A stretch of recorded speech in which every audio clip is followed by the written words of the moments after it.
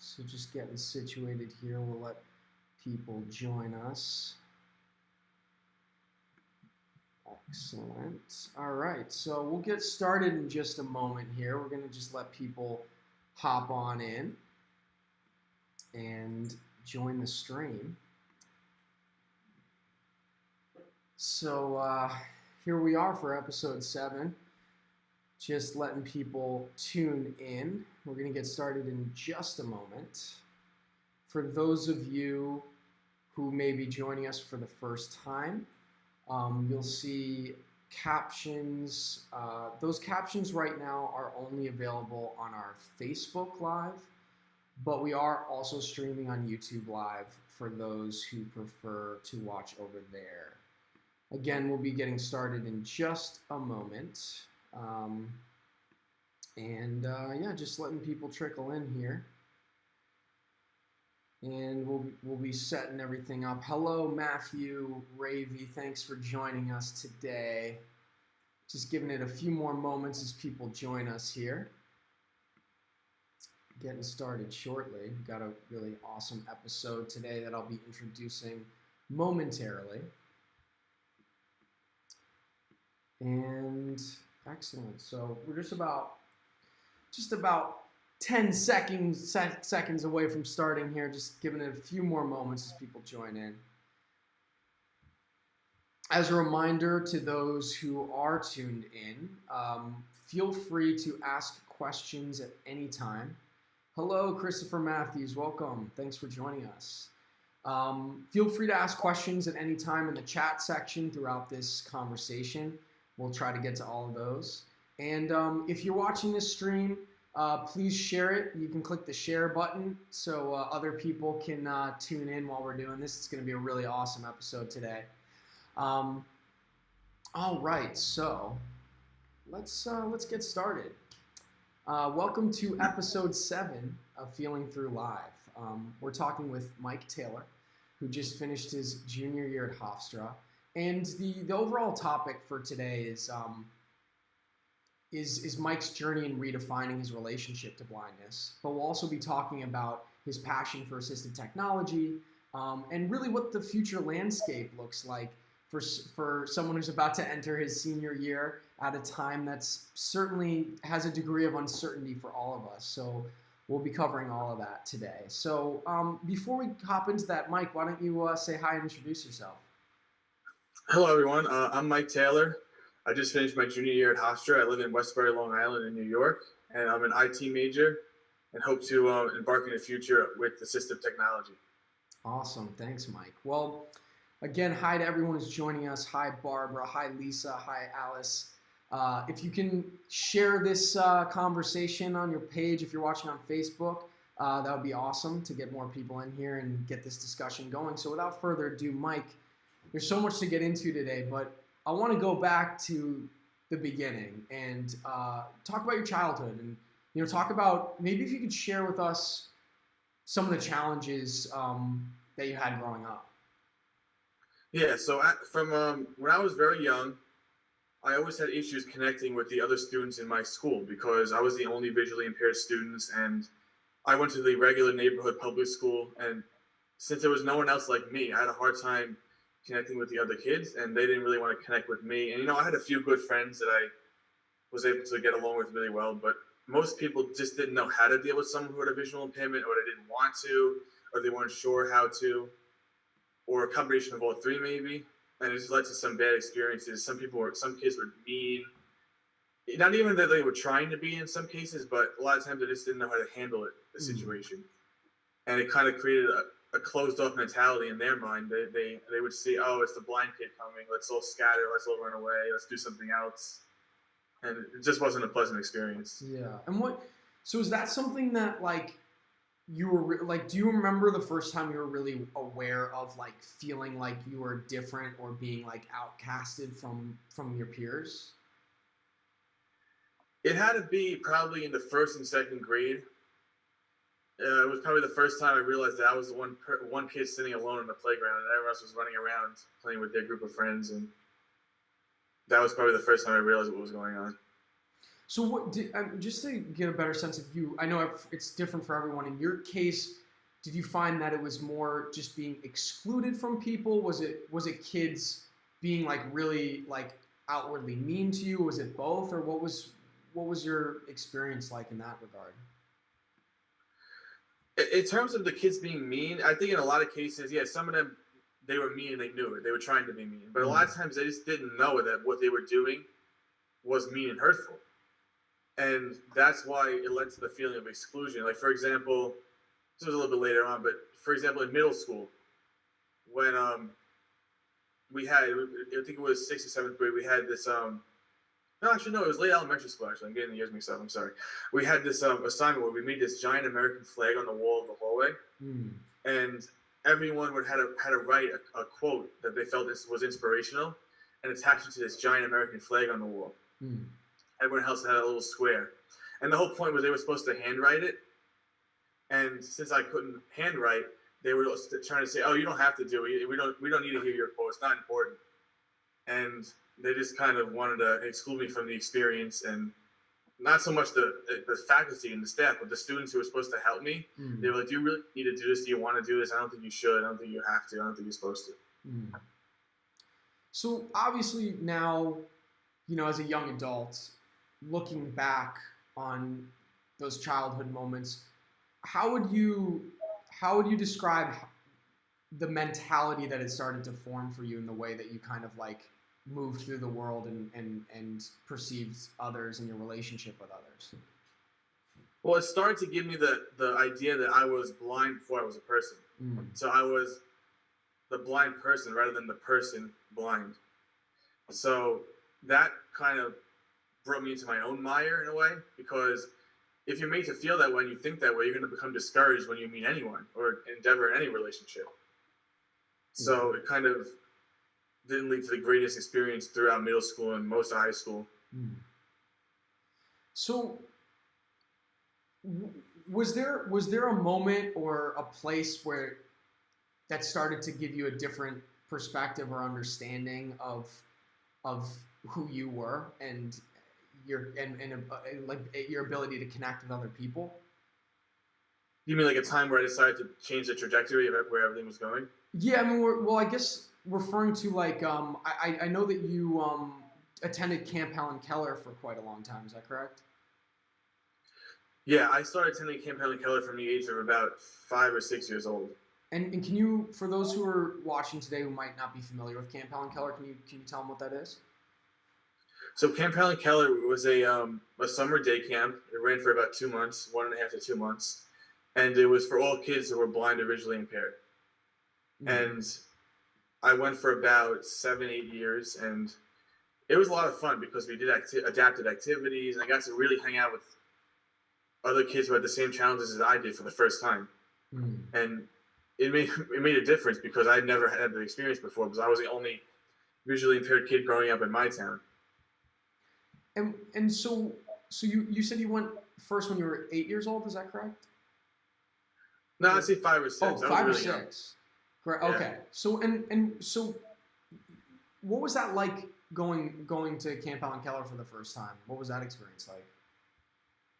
Well, at first I was scared because I didn't know what to expect. I was a young child, a new place.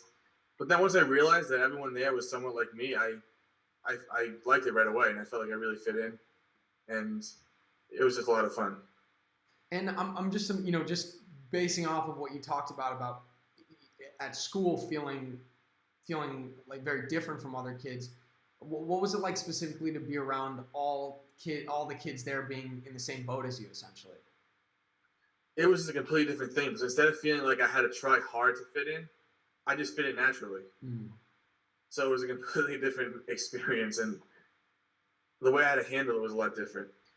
So imagine, like, you said because it's so drilled into you from other kids growing up about being like the blind kid first before being able to see you in any other way.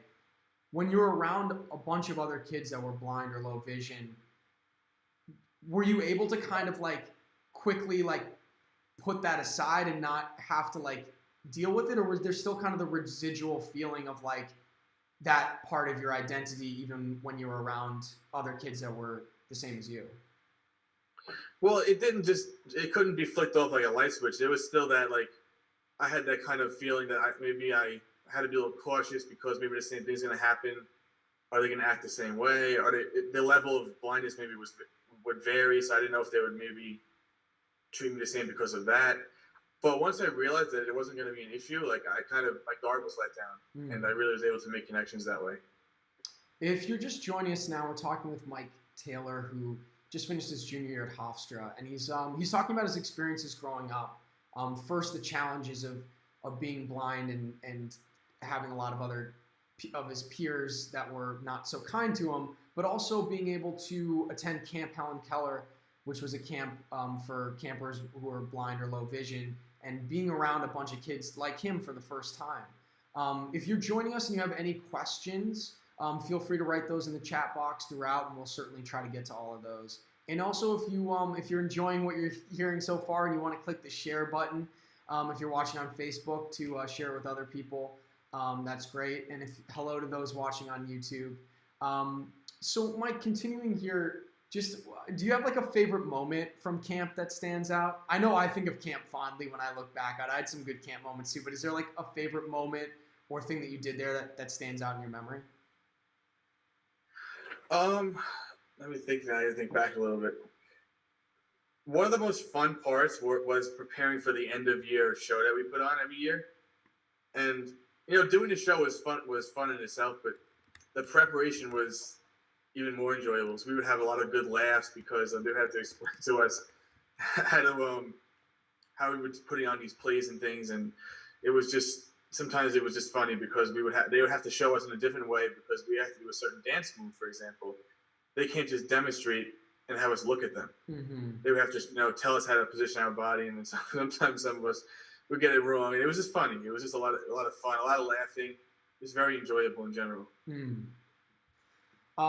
So now we've discussed some of the challenges of growing up, with your peers. We talked about this nice respite from that in being able to attend Camp Helen Keller throughout the summers. But when did your mentality around your identity and your disability start to shift? Can you describe that for us? It was right after I graduated high school, before I even started going to Hofstra. I told myself that this isn't working, and what I'm doing is not working. People are not treating me the right way. So I'm like, I have to change this. So I figured, no, this is college. I have a new slate, a whole new group of people I don't know. They don't know me. And it's a way to start anew and have a fresh beginning. So I decided that I'm going to market myself differently and put myself forward differently and treat a disability differently. Mm-hmm. So instead of being the blind kid, I decided to be, I'm Mike Taylor. I just happen to have a visual impairment. I'm Mike Taylor first, and the visual impairment is just a small part of me that sometimes is going to be a factor, sometimes it won't. It's just something I have to work with, and I'm the person first. And I decided that I wanted to be that I would tell people, at my own pace, instead of being like when I first meet someone, oh, I'm Mike Taylor and I'm blind.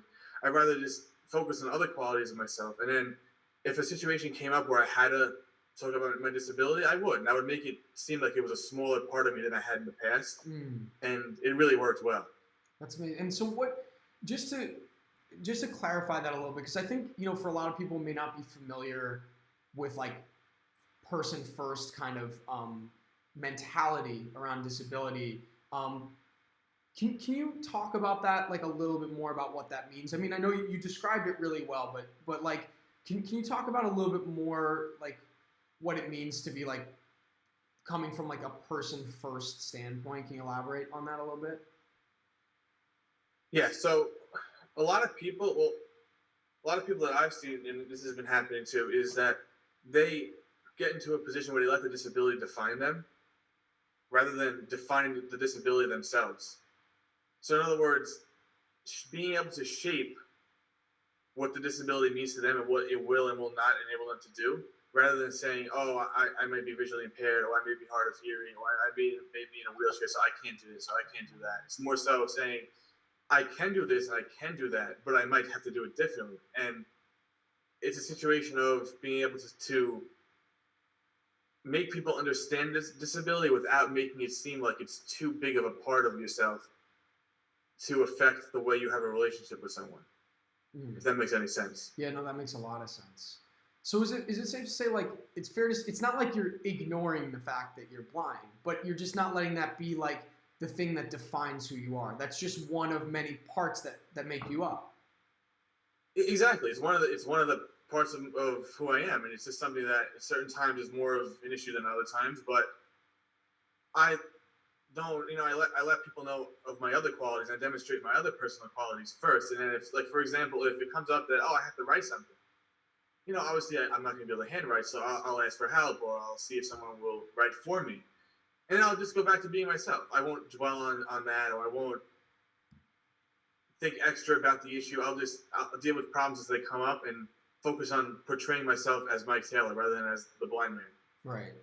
I love that. That's such a great way. I love how you put like I'm Mike Taylor, who happens to be blind and also happens to be, tech savvy, and happens to be someone who just finished his junior year at Hofstra. And it's one of the many things that defines you, not the thing that defines you. I love how you. It's just another trait. Exactly. Yeah, right. It's just an additional character trait, and that's right. just yeah. So you're talking about the fact that you started to realize that how you were approaching the world before wasn't working, and how to put yourself forward in a different way, that, like you just described. So what kind of result did you get once you made that change? They've been excellent so far, and I had to kind of suppress, old experiences and old thoughts and kind of put them away, make peace with them and put them away. And then I, started this new way of carrying myself, and it's worked very well. I have a solid friend group at Hofstra, and I work in one of their offices, and I made a lot of great friends in that office. And I feel confident going around campus, and people know me for who I am, for the student Mike Taylor who just happens to have a visual impairment, and it's a great feeling. It really is. I love that. That's such a great. I love you. Again, you just articulated this so well. But if we have any, say, younger viewers that are watching now, or maybe come to this later, who might be in middle school or high school and having some of the challenging experiences with their peers that you described, what message would you have for them, speaking to them directly? It's difficult because every situation is different. But what I would say is, as hard as it may be to not try to be defined by the way other people treat you, try your best to take control of your situation and define yourself in a different way related to disability. So don't say, oh, I may be. Think of yourself as a person first who happens to have a disability of some sort. And instead of saying, oh, I'm just the blind man or the deaf woman, that takes a toll on your mentality and the way you think, which is very demeaning, and it kind of makes it hard to go through life that way.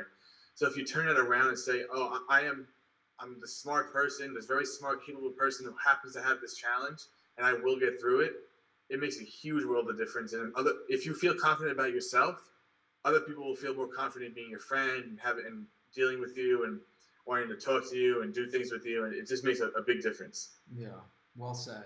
And I think anyone can relate, almost anyone out there, regardless of their situation, can relate to the fact that middle school and high school tend to be socially some of the hardest times, regardless, and that things tend to get better or easier socially beyond that.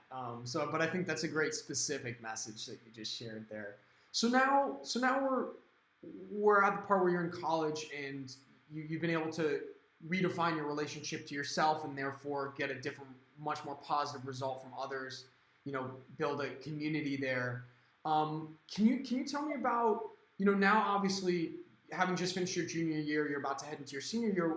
What is your focus in college, and what do you want to do beyond it? Well, like I said before, I'm an IT major, information technology, and I'm kind of using that as a bridge between, having the tech experience I need and being able to get into a career related to assistive technology, and helping those in need, because I'm a person who uses this technology every day, and I know its flaws. I know where it's great. I know where it needs improvement. So my hope is that if I can make a difference by, helping companies improve their software, or somehow making their programs better and more accessible to all people, if I can make my difference that way, that's what I would love to do. Mm. So, you know, as someone, can you talk about what makes you well suited to move into the assistive technology space? Yeah, so since I'm a person who uses it regularly, for example, there are people who are trained, they're fully sighted people. I'm going to use like a screen reader, for example. Mm-hmm. There are fully sighted people who are trained how to use the screen reader. But if something's not working properly, they might inadvertently look at the screen, and not intentionally, it's just a natural reaction. Mm. But in my case, if something's not being read to me properly, or the app is not coded to read all the menu buttons or the symbols, I don't have the choice to just say, "Oh, look," and I'll get past it this way. I'm kind of at a brick wall. There's no way to proceed. Mm.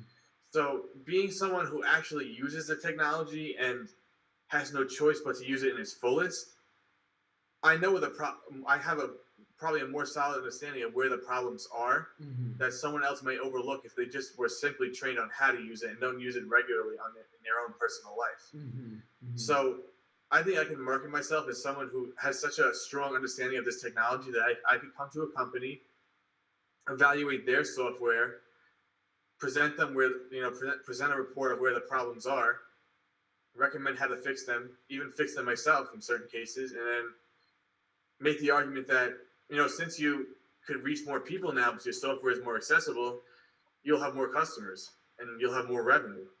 So, companies may be willing to pay me because they know in the long run it'll lead to more profit and more revenue because more customers can access their platform or use their software, and it's just a farther reach than they had before. Right.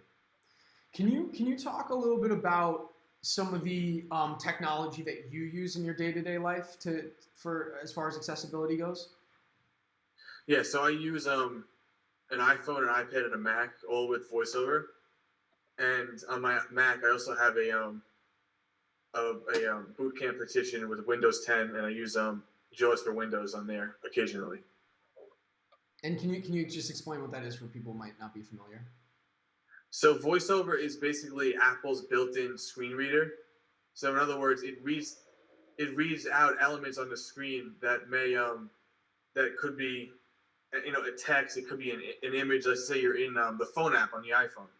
On the bottom you have the tabs. It'll tell you, it's the favorites tab, the more tab, the key dialer tab, and it basically verbalizes everything that's on the screen. It'll read out emails, web pages. Most apps work with it. And then on the computer, it's built in on Macs too. And then JAWS is the Windows version of a screen reader. So it'll read to you Word documents, PowerPoint presentations, stuff like that. And it's basically also allows you to navigate the operating system. So in other words, if you need to open up the start menu and go to a control panel, it'll allow you to go through that by just hearing what each web element is and then interacting with it that way. And then in terms of the Windows end of it, it's a little bit more problematic because Apple has their software built in, but with Windows you have to install it. So there's compatibility issues with the Windows end. Oh, you know what? I'm sorry, I have a low connection issue here. Oh, it's okay. You're looking good on our end. Hold on, I'm sorry. No problem. All right, is that any better? Yeah, you're looking good. You're looking good on this. And I love how we're in the middle of talking about technology as technology is potentially failing us in this moment, but you're looking really good. So I'll clear. No, I'm sorry about that. No problem at all. It's certainly not your fault. So just as far as you were describing a lot of the technology that you use in your day-to-day life. Is that something that's always been available to you? Were you using that type of stuff as a kid too? Or was that something that came into your life at a certain point? Well, it was always there in some capacity, but a lot more primitive. And when I had my first JAWS Windows laptop in third grade, and it was very limited. You could only pretty much do Word and navigate the OS. It didn't work with web pages. It didn't work with applications. And then over time, it got better. But it was kind of lucky for me because I learned it when it was primitive. So I was already ahead of the curve to be able to understand what was happening when it got better. Right. So I know that can you talk about the moment that, or the first opportunity you had to kind of work in the assistive technology space and what that was like?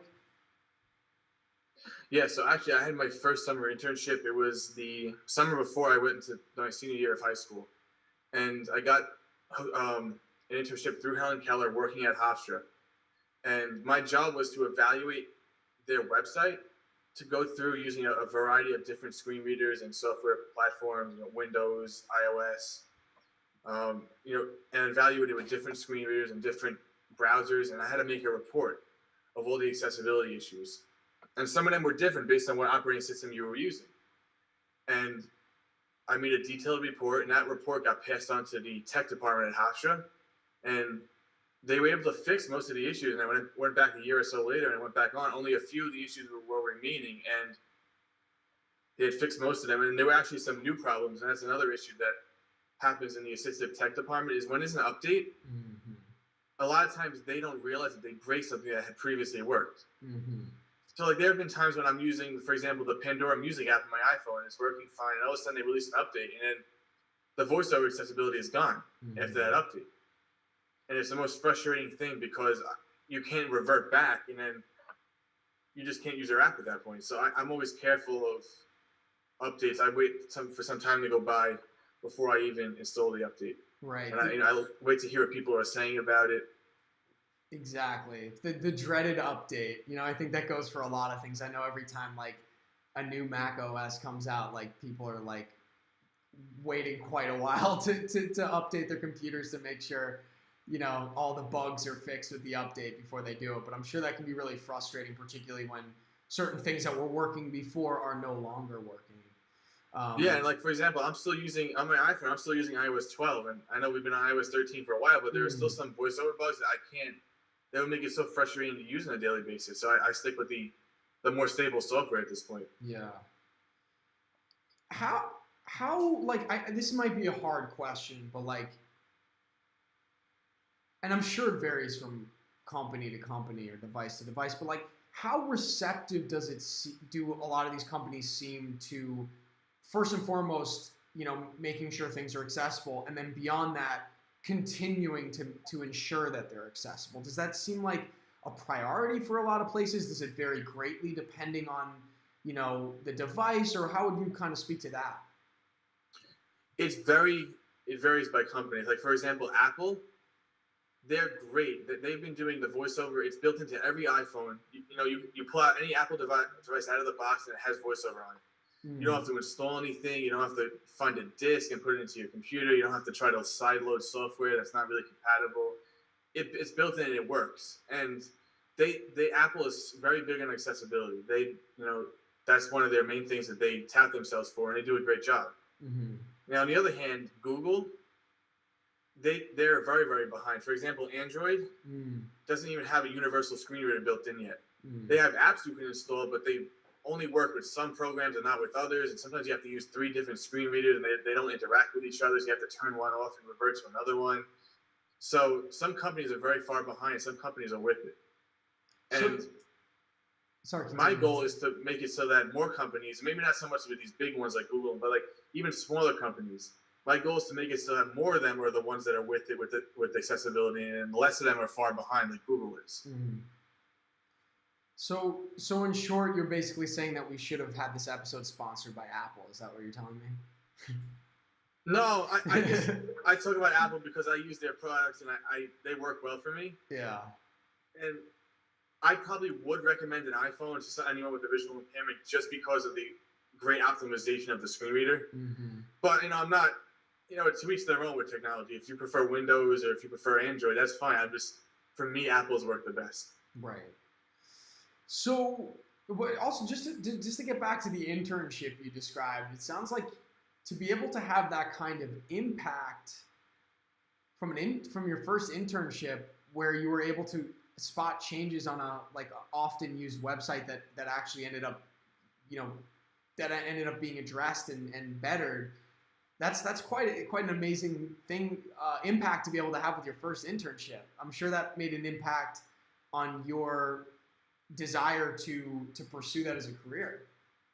Oh, it sure did. I mean, it kind of I mean, at first, I had an idea I wanted to do that, but this kind of like reinforced it. Like, this is something that I can do. I can do it well, and I feel like I can do it well, and I can actually make a difference.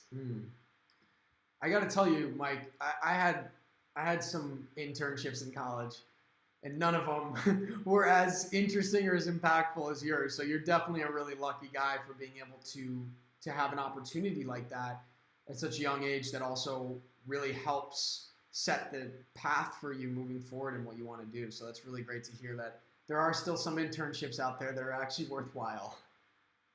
Oh, I got really I got really lucky, and I consider myself lucky. And that internship that led me to go to Hofstra because I got to know the staff and the layout of the campus, and got to work with the tech department. I got to work with their disabilities office, and I was like, this is the place for me. This is the place where I could thrive the most. This is the place where I had the most social and academic success, and that's how I ended up there. That's amazing. So I'm going to just take a quick pause. We're going to do an interpreter switch.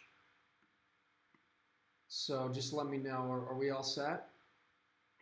Okay, great. So continuing on here, we have a question from Judith, and it was kind of related to something that you were talking about a moment ago, Mike. She asked, are more companies learning why greater accessibility is in the long-term business interest? Is that like that are companies starting to like get hip to that? I would say so.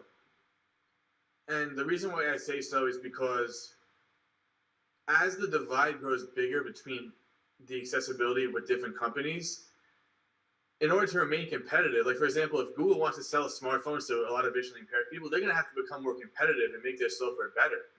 Or else people are going to go with an iPhone or a different kind of phone. Right. So it's going to have a business impact, and it's going to make companies, it's going to be almost like an accessibility race. Like we would say the space race. It'll be like the accessibility race. Companies are going to want to outdo each other in terms of accessibility to win over the rest of that market share or another part of that market share, or those customers that are with a different company, maybe making them switch over, but they wanted to be with that company, but the lack of accessibility kept them away.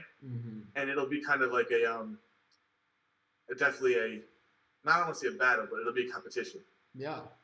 Well, it's definitely good if you want something to move in the business world. It's nice for there to be a potential profit involved with it. That'll get companies to move quicker for sure. Yeah, no, yeah. If there's additional profit, then they'll pay me to fix the problem. That's how I see it. Right. So, kind of, moving into a slightly different space with this next question from Christopher. He asks, Mike, can you discuss your experience as a blind person navigating the transition to a virtual environment during this pandemic? What resources or video features would you encourage people to use when they do post videos, live streams, broadcasts? That's a question from Christopher. Okay, so it's been challenging in a lot of ways because it's kind of forced, in terms of, my only experience is going to be with college, but I had to finish the semester online. But it kind of forced the professors in university to use software that they normally didn't rely on heavily. And for example, they use this program called Blackboard.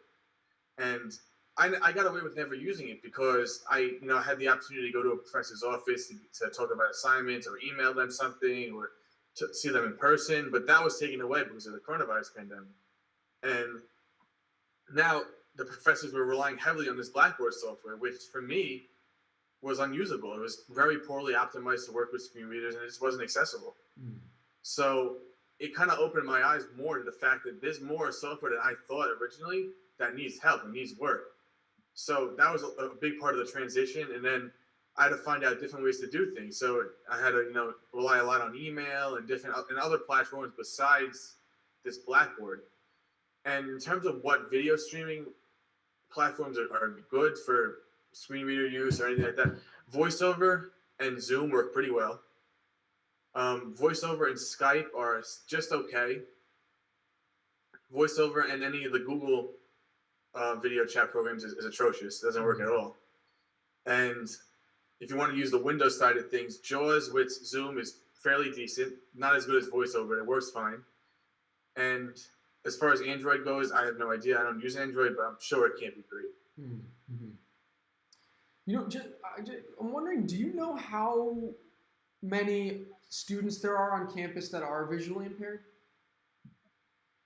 As far as I know, I'm the only one who is visually impaired enough to use any kind of assistive technology. I think there are a few other students who may have a very slight visual impairment, but not enough to necessarily need additional accommodations. So I think I'm the only person in my situation per se. Interesting. So does that do you find that because there aren't a lot of students in that position that it's something that can possibly get overlooked? Oh, for sure. Yeah, because if no one's trying, like if no one is trying to use Blackboard who can't use it because it's not accessible, then they'll never notice a problem. Right. Or any other software for that. If no one's trying to use a specific app or program and it's not accessible, they won't ever know it. Right. So that's where I see myself, is to expose inaccessibility across all software platforms and different programs and applications, and make it known that there are issues here that need to be fixed. Do you feel like being thrust into a position of being one of the only, if not the only, person who's in that position as far as relying on and noticing the holes in accessibility from a low vision or blindness standpoint, that role participates in your desire to do what you want to do moving forward in spreading awareness around and furthering assistive technology? So you're asking me if my knowledge of the use of the technology helps me understand why I want to pursue it? Or almost like it sounds like, sorry, that was a terribly phrased question because I was trying to figure out what I was trying to say, but I'm almost like, I find it so interesting that it's fortunate that you are interested in assistive technology and that you already had this experience like at the start of college in that internship that really opened up that world to you. But in another way, whether you were interested in assistive technology or not, you're kind of put in this position as one of the only, if not the only, student on campus who's blind and relies on certain elements of accessibility, that it's almost, whether you like it or not, the onus is essentially on you to have to do something about it if it's not working. Oh yeah, because I want to be able, I have to kind of help myself and fix it for myself, but also it'll help people come next behind me who also have the same issue I do, and they need to have it working for them. So I kind of see it as a multifaceted situation where I need to bring out awareness that doesn't work to have it fixed for myself, but also for any other students who come behind me and need to use it also. So it almost seems like, I'm thinking between that situation you're in on campus, the internship you had, it almost seemed like life's kind of materializing around you to put you in a position to be someone who really makes a change and impact in assistive technology. You're almost like you were very fortunate to be aligned with this internship. You happen to be in a position where you're essentially forced to either speak up about lack of accessibility in certain places or not be able to be able to do certain things, that it's almost like your desire to do it in the first place combined with these other circumstances feels like it's really priming you to be a real voice in that space. Oh, I definitely agree. And also I feel as if I'm pioneering my own job description here. Like, I'm always told by career advisors at Hofstra and stuff that you got to pick, look at a list of job descriptions and pick one. And I'm like, no, I'm not going to do that. I'm creating my own. I'm going to create my own job description, and I'm going to be an accessibility analyst, and I'm going to diagnose issues and fix them and make your company better. And no one's done that before. So I can't really fulfill another job description. I would rather create my own. Right. Well said. So, I'm interested, I feel like I'm just so curious what it's like being a college student during this time. From watching afar, at the end of this school year, we saw so many people doing these virtual graduations, and I've heard about all this discussion about how bizarre it is to be navigating the school space or graduating in this environment. I guess first, at what point in the semester did you stop? Did you have to switch to virtual, and what was that moment like? Well, we Hofstra closed. They were like one of the first schools to close in very early March, and we went remote. We had spring break, and then we started going remote in the end of March. And it was at first I was very scared. I didn't know what I was doing. I didn't know how to approach the situation. Some of the professors were not willing to work with me on it, and I kind of was at a loss. I'm like, I don't even know will I be able to pass these classes. And at the first couple of weeks it was very tough, but then eventually it kind of smoothed out a little bit to the point where I had a rhythm going, and the professors, like, some of them wouldn't work with me, and some of them I kind of had to go to the disabilities office and have them kind of prompt the professors to work with me, and then they were fine. And I had to get used to new software, like Zoom, for example. I never had even heard of Zoom before this, and I had to kind of figure out how to use that. And at first it was rocky, but got better over time, and I finished the semester off, and my grades were where I needed them to be. So I was happy. Good. So I'm glad you were able to make that adjustment. I mean, obviously, if there's anything we've learned over the last 40 minutes in talking with you, you're definitely very resourceful and someone who definitely approaches life's challenges with a can-do attitude for sure. But I'm also wondering, aside from some of the logistics and technical components to switching over to work doing school remotely, looking forward to your senior year and knowing that this is the last year before you go out into the the workforce and pursue your career in assistive technology, but also knowing that things are quite uncertain for everyone globally right now, and there's no real understanding of what things are going to look like 3, 6, 12 months from now. What are your feelings about that, about being like a young college student headed into your last year in a really uncertain time? I mean, it's definitely a bit scary because, like, for example, Hofstra hasn't even announced if they're going remote or if they're going to try to have us back on campus in the fall. And, it's one thing to finish off a semester remotely, but I can't imagine trying to start it because I haven't even built a relationship with those professors yet. At least I had a 2-month relationship with these professors where they knew what my needs were and they knew how I worked and I knew how they operated and what they required for the class. The thought of having to start remote is very scary. And also, once I graduate, like, what's the work world going to look like? Are there going to be jobs available, or college is going to be in a position where they would, I always thought maybe I'd start at a college just to start and I'd work up, but our college is going to be in a position to hire someone, or even our company is going to want to take on an accessibility project when funding is in a pinch. Are they going to have the resources? Are they going to want to dedicate those resources to the project? There's a lot of questions that I don't know the answer to. I don't think anyone else does either. So wait and see, unfortunately. Are you saying that you feel like there's a possibility that in a time where a lot of companies are financially in a pinch, that one of the first things to get disregarded might be accessibility? Do you feel like that's a possibility? Unfortunately, I would think it probably would be, because it's not technically essential for them to operate. It'll bring them more customers, and it's ethically the right thing to do is to make your stuff accessible to all people and not discriminate. But if they physically can't fund it, then I don't know what else really would happen. It would probably definitely be one of the first things to go. Unfortunately. You use the word essential, which I think is interesting in a couple ways. For one, the meaning of essential has kind of taken on a slightly new meaning in this current environment.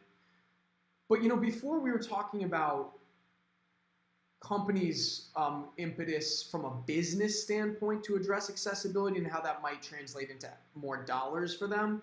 But leaving aside the financial aspect of that, what do you think about the essential nature or non-essential nature of accessibility? Completely keeping the financial side of it away. What would you say to people that might look at certain elements of accessibility and go say that that's not essential? Oh, so you're trying to say if money was no object and they could afford to do this, and they might not want you for other reasons? Or no, more just not if money was an object, but more in the sense of aside from looking at it from a financial standpoint, looking at it from a more morality, ethical, right, wrong standpoint.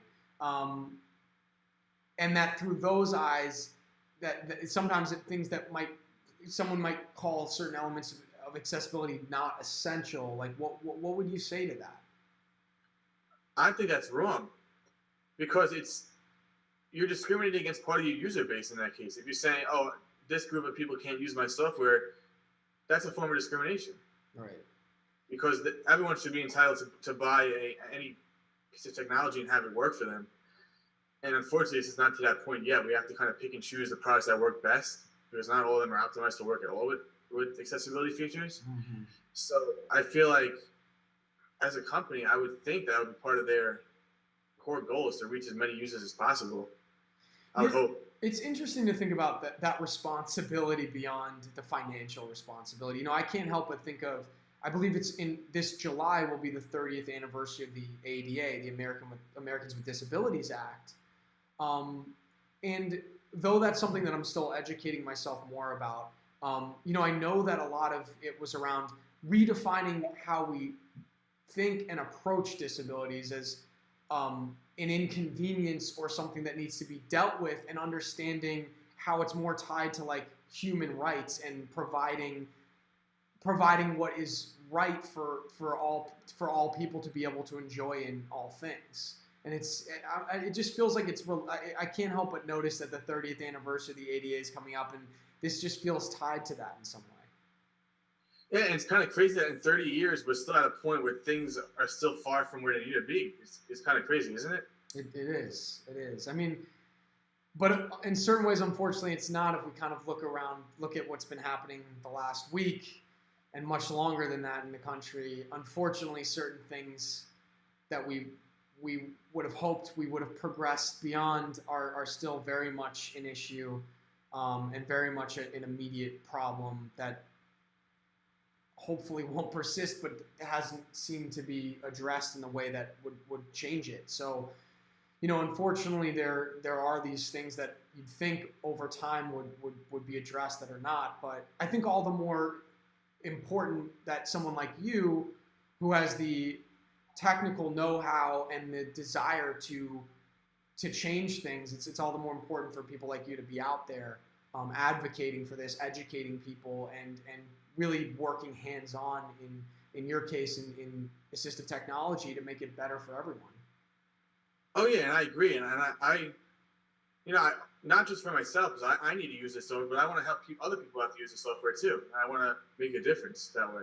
Yeah, it's kind of like the older brother mentality of like teaching a younger sibling and going like, I don't want you to have to go through what I went through. I'm going to make it better for you, kind of thing.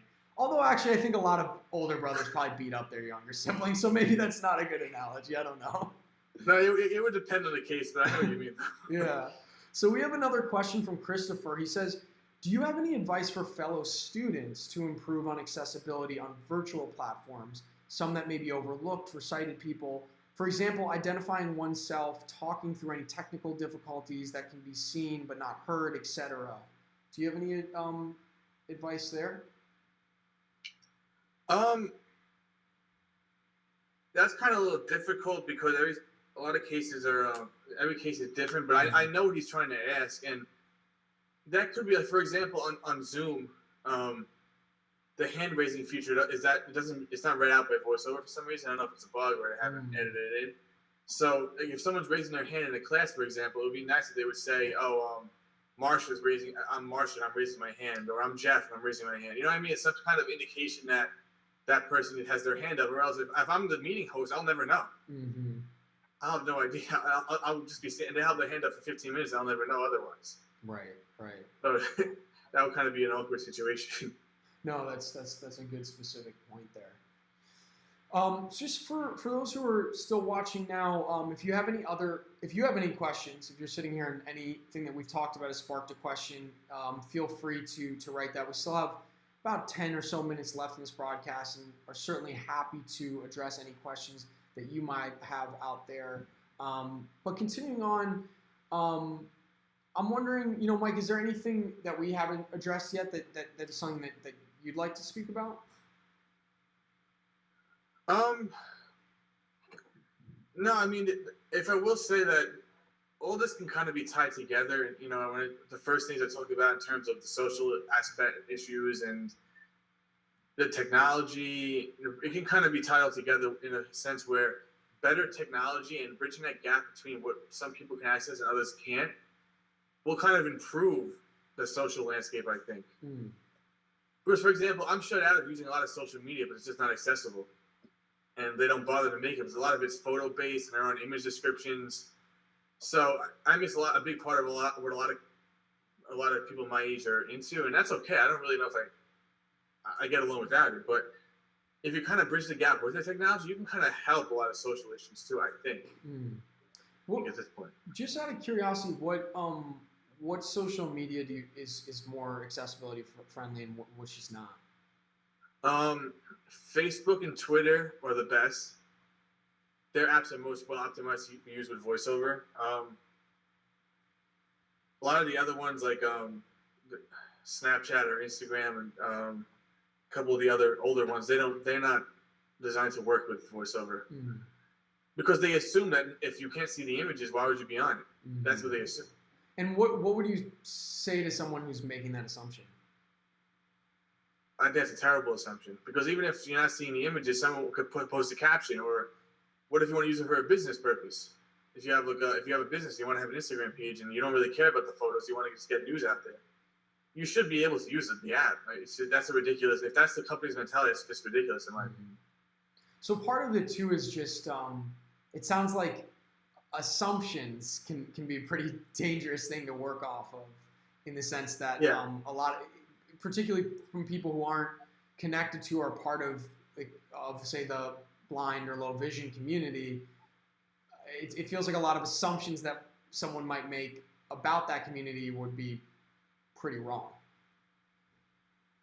Oh yeah, no, I exactly. If you're making assumptions about the use cases that people have for certain things, or the way, if you don't know, then you can't base the decision based on just on an assumption. That's just not.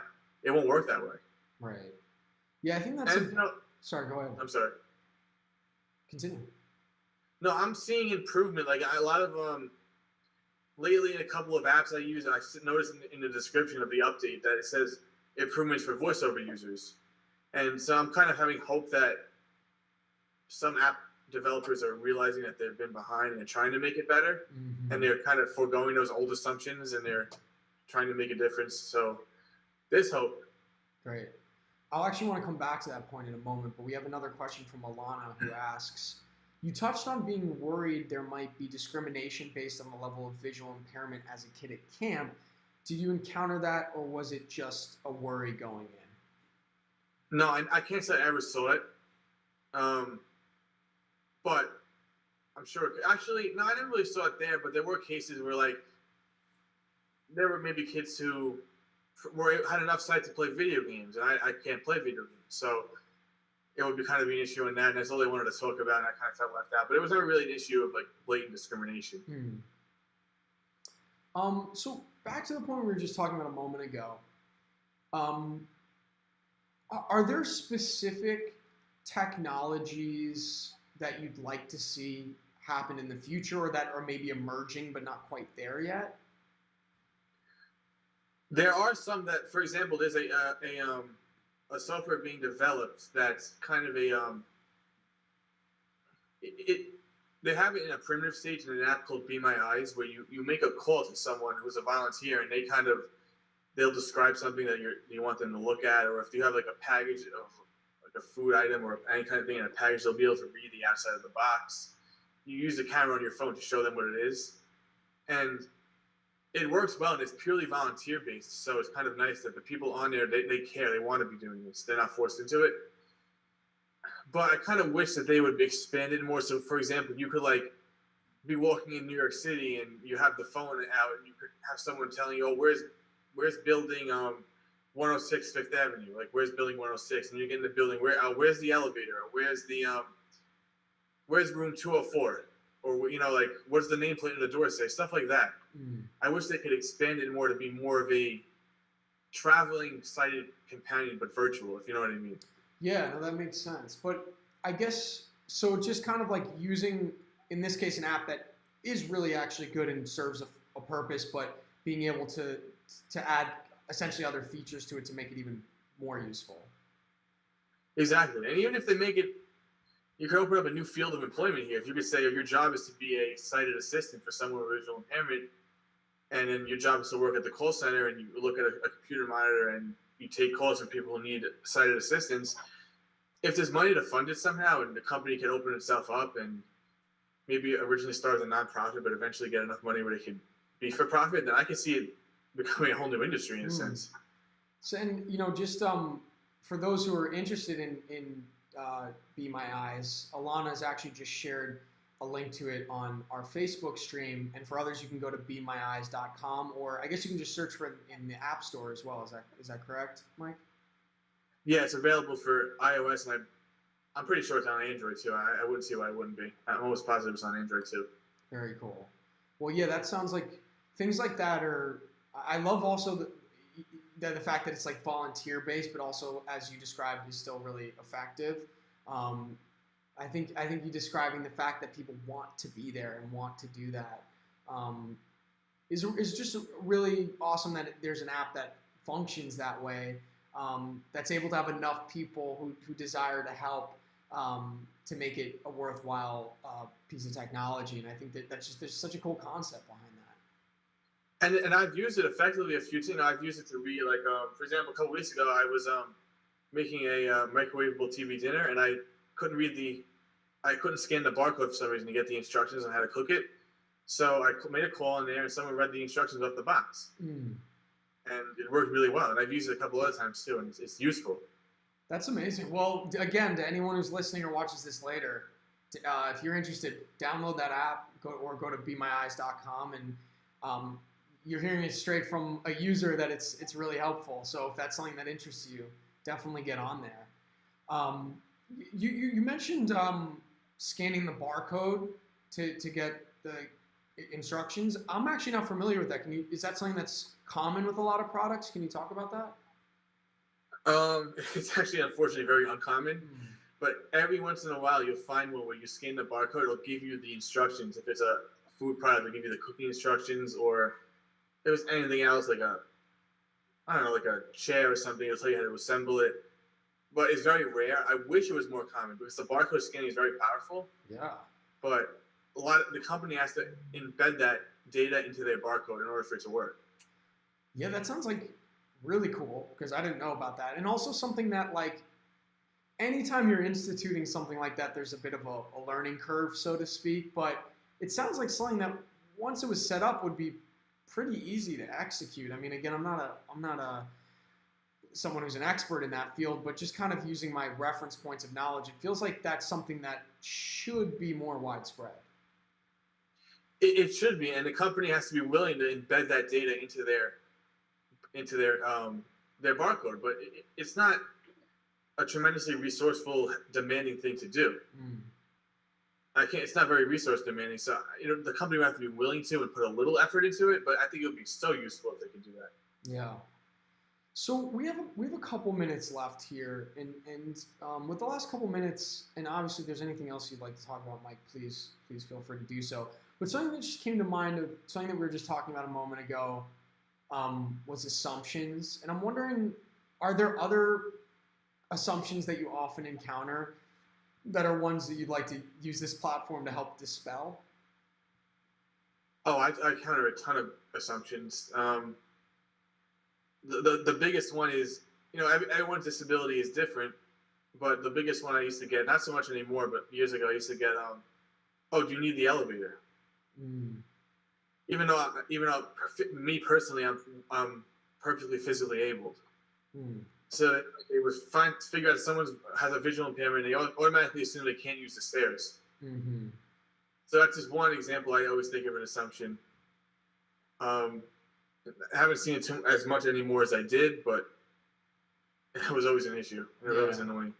No, that's a good one to know. And also I'm sorry. No, please continue. And also, it's not a good idea to assume someone's ability. Let that person tell you what they can and can't see, or what they can and can't hear, or what they can and can't feel. You might think you know, but no one can know except for the person with the disability. So that's also very key. That's a great, and for those who might might not know anyone in their personal life who's, say, low vision or blind, and might maybe feel a little bit unsure of how to, say, approach certain topics around it. Like, how do you feel about someone just straight up asking you questions about your vision or level of vision, and just from a spirit of clarification or understanding more? Like, how do you feel about that? That's fine with me. If you're going to ask questions to be able to have a better understanding of what I can and can't see, that's perfect. But what I have an issue is when people are like, how many fingers am I holding up? Mm-hmm. See, that's not a good way to find the information out. That's just being mean, and it's kind of rubbing it in the face of the person you're saying it to. Right. So if you're going to ask for clarification, I'm fully open to that, and I think you should. If you feel like you don't fully understand something, don't assume you know it. It's better off just to ask and have the proper answer instead of just a guessed answer. No, that's so well put. That just the point being that, like, it's okay to talk about it, but it's like, how are you talking about it, and from where are you talking about it? Are you talking about it because you really want to connect with someone more and get to know them and understand, or are you doing it in a way that's kind of like mean-spirited, or just not respectful, or thinking of the other person as a person? Or for the wrong reason. If you want to know what someone can see so you can help them better, that's great. But if you want to just know it so you can figure out if they're worthwhile to hang out with, or if they have too little vision to be bothered, that's not the right reason. Right. Well said. So with a final question that I think is a great way to close out today, it's from Tina, who's writing on YouTube. She's asking, how can we continue to remove stigmas associated around disabilities and be more open to discussing them? How can we continue to remove? Yeah. So yeah, exactly. I think the disability community has to kind of put forth an effort to say, we're no longer defining ourselves as the disability community. We're just going to be a bunch of people who are just like everyone else and have an added challenge, and we're going to overcome it and get past it. And if the disability community itself forces that mentality, it'll slowly erode the stigmas that are created by society and by other people. They'll eventually disappear. Mm-hmm. But it has to be a collective effort, though. Mm-hmm. Mm-hmm. But if there's no reason to have those stigmas anymore, they won't have a place to exist, and it'll just kind of die out, and hopefully we can get to that point. Yeah, I mean, I think that's such an amazing sentiment to end on today, that I think goes way beyond disabilities as well, and goes to how anyone in the world treats or anyone that's different, quote unquote, different from them, and finding a way to build bridges and connections rather than walls and pushing away from each other. I think that's such a prescient topic right now that really anyone anywhere can relate to. So what a great subject to end on. I wish we had more time, but Mike, it's really, really, truly been a pleasure speaking with you. Thank you so much for joining us today and everything that you shared. It was really, really fantastic, and we really appreciate that. Yeah, and I appreciate the opportunity. I had a great time doing it, and I'm happy I got the opportunity, and hopefully I was able to help some people or give them information they didn't know, or shed some light on an issue they were having in their life, and hopefully I made a difference. That's all I could ask for. Well, Mike, I have no doubt in my mind that you have and will continue to. So again, that concludes Episode 7 of Feeling Through Live. Thank you for joining us today. If maybe this was your first time, or if you've been joining us for a few of these episodes and you like it, please do share it with others. The more people we can reach, the more impact these conversations can have. So again, we are now on both Facebook Live and YouTube Live. You can follow our Facebook page. It's like @FeelingThrough, or type in the Feeling Through experience. You can also follow us subscribe to our page on YouTube at youtube.com/feelingthrough. We're really just feeling through on everything, so we're really easy to find. And if you like what you've been watching so far, please do share it with other people. Thank you so much for tuning in. We'll be back next week, as always, on Friday at 11 a.m. Pacific time, 2 p.m. Eastern time. And thanks so much. Have a great weekend. Bye. Thanks, Doug.